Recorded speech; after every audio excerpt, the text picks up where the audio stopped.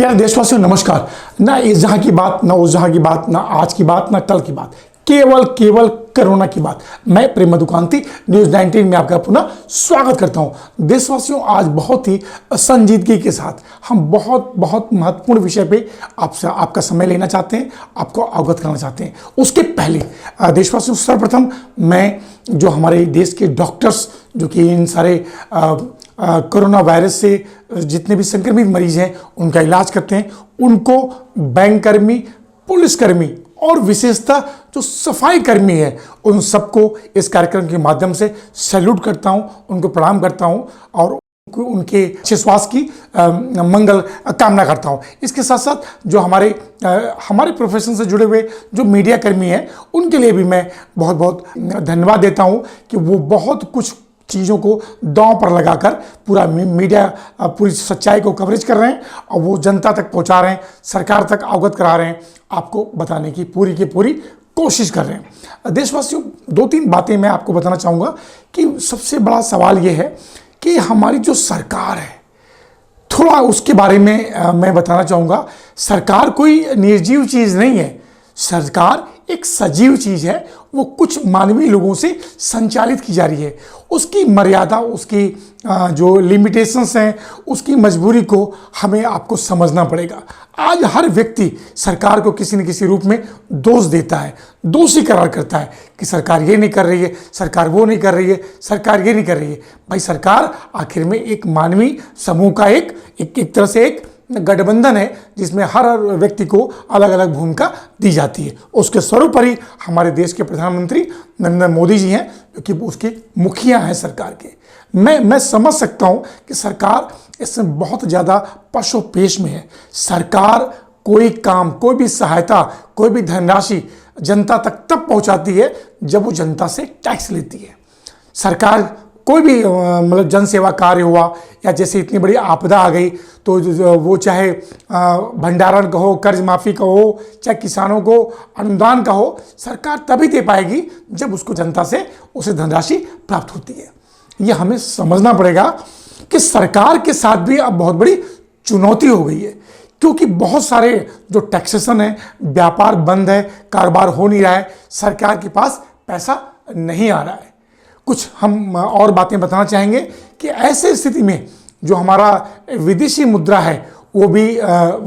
मेरे देश में काफ़ी अच्छी मात्रा में है, जिसे हमारे देशवासियों को ज़रा भी कुछ चिंता करने की आवश्यकता नहीं है। लेकिन मैं अपने इस कार्यक्रम के माध्यम से आपको बताना चाहता हूँ कि हमें सरकार के प्रति एक सकारात्मक रवैया अपनाना पड़ेगा। सरकार के पास आने का स्रोत एक तरह से इस समय, जब से लॉकडाउन है या उसके पूर्व से आर्थिक तंगहाली के बीच से खत्म सा हो गया है, समाप्त सा हो गया है। सरकार के आगे बहुत बड़ी चुनौती है कि हम लोगों को कैसे, उनको खाद्यान्न की सुविधा प्रदान करें, कैसे उनकी ज़रूरतों को पूरा करें। हमें ये बात को समझना पड़ेगा और सरकार जो अपनी तरफ से कर रही है हमें उसका सराहना करना पड़ेगा। लेकिन हाँ, कुछ सरकारों की जो रवैया है, कुछ उनकी जो ढिलाई जो कार्य है, उसके लिए मैं बोलना चाहूँगा, अपील करना चाहूँगा कि वो थोड़ा अपने अंदर एक बहुत ज़्यादा स्फूर्ति लाएं और समझें और ग्राउंड लेवल पर काम करें, जिससे कि लॉकडाउन के बीच जो ज़रूरतमंद लोग हैं, जिनको आवश्यकता है, चाहे वो किसी चीज़ की हो, चाहे वो खाने की हो, चाहे वो स्वास्थ्य संबंधी हो, चाहे आवश्यक वस्तु से हो, चाहे वो एक तरह से मानिए पैसे की हो, किसी भी चीज़ की हो, उसकी सुविधा वो बराबर टाइम से उसको सुनिश्चित करें। लेकिन देशवासियों, एक जो बड़ा सवाल मैं आपके सामने बोलने जा रहा हूँ, लोगों का कहना है, लोगों की मिलीजुली प्रतिक्रिया है कि सरकार कुछ लोगों के विषय में बिल्कुल नहीं सोच रही है। आइए, कहीं कहीं सच्चाई दिखती है, कहीं कहीं सच्चाई नहीं दिखती है। जैसे कि अभी मैं बताना चाहूँगा कि कुछ दिन पूर्व मुंबई के बांद्रा स्टेशन के पास बहुत सारे मजदूर जो है वहाँ पे अपनी बात कहने आए, उनकी परेशानी थी। देशवासियों, मैं बताना चाहूँगा कि कई करोड़ लोग जो है हमारे देश में अनऑर्गेनाइज्ड मजदूर हैं, यानी कि असंगठित क्षेत्र में असंगठित मजदूरों की संख्या कई करोड़ है, जो रोज कमाते हैं और रोज खाते हैं। देशवासियों, आप समझिए, उनको आइडेंटिफाई करना, उन तक सारी सुविधाएं पहुंचाना कितना असंभव काम है, लेकिन फिर भी सरकार उसको कर रही है। लेकिन सरकार जो कर रही है उसमें थोड़ा सा मैं चाहूँगा तब्दीली हो और उसके अंदर तेजी आए, हर मजदूर को,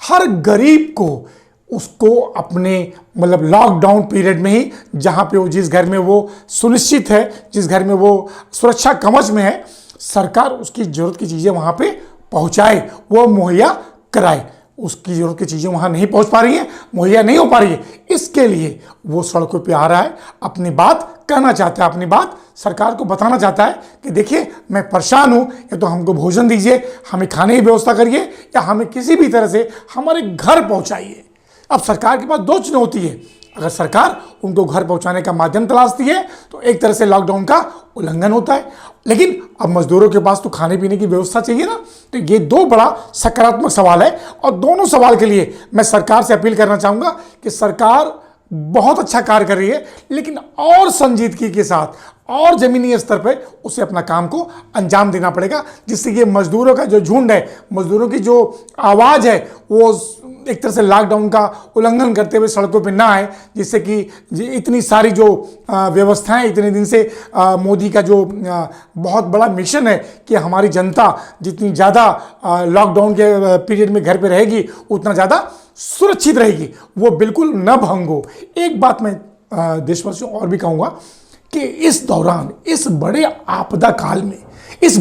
काल में हर व्यक्ति पीएम केयर फंड में कोविड-19 के तहत जो प्रधानमंत्री की तरफ से गठन किया गया राहत फंड, उसमें हर व्यक्ति अपने ताकत के अनुसार कुछ न कुछ सहयोग देना जारी रखा है। चाहे वो हमारे फिल्म क्षेत्र से लोग हों, चाहे उद्योग क्षेत्र से हों, चाहे रतन टाटा हों, चाहे वो अक्षय कुमार हों, या कोई आम व्यक्ति हो, इवन जहाँ तक जो हमारे राजनीतिक दल के जो सांसद हैं, विधायक हैं, मंत्री हैं, उन लोगों ने भी अपनी अपनी तनख्वाह से उसमें कुछ न कुछ राशि दे रहे हैं, सहयोग दे रहे हैं। और सरकार ने बखूबी बहुत ज़्यादा उनको निर्देशित कर रखा है कि भाई आप लोग अपनी तनख्वाह को कटाइए, जिससे इस आपदा से अच्छी तरह से लड़के निपटा जाए। लेकिन देशवासियों, एक बड़ी बात मैं कहना चाहूँगा,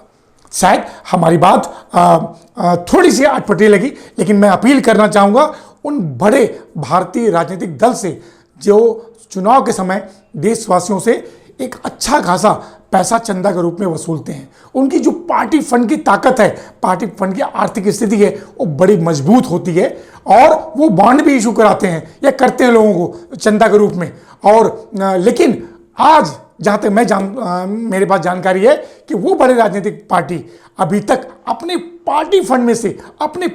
से कोविड-19 के तहत यानी पीएम फंड में एक भी रुपया अनुदान के रूप में नहीं दिए। अगर हो सकता है कि दे दिए हो तो मैं उसके लिए माफ़ी मांगना चाहूँगा, लेकिन जहाँ तक मेरी जानकारी है कि ये राजनीतिक पार्टी, चाहे वो कोई भी बड़ी पार्टी हो, भारतीय जनता पार्टी हो, कांग्रेस हो, और भी कोई पार्टियाँ हो, अपने उस फंड से कोविड-19 के लिए प्रधानमंत्री राहत कोष में अभी पैसा उन्होंने नहीं दिया, जबकि व्यक्तिगत तौर पर बहुत सारे नेताओं ने अनुदान दिया। लेकिन मैं बताना चाहता हूं कि जब जनता से ये राजनीतिक पार्टियां इतना सारा पैसा इकट्ठा करती हैं तो उनका फर्ज बनता है कि अपने फंड में से कुछ मोटा पैसा, कुछ अच्छी धनराशि पीएम राहत फंड में वो ट्रांसफर करें, जिससे कि आम जनता की सुविधाओं को और अच्छी तरह पुख्ता किया जा सके। इसके अलावा एक बात मैं और बताना चाहूँगा, हो सकता है बड़ा अटपटा लगे, लेकिन जो हमारे धार्मिक स्थल हैं,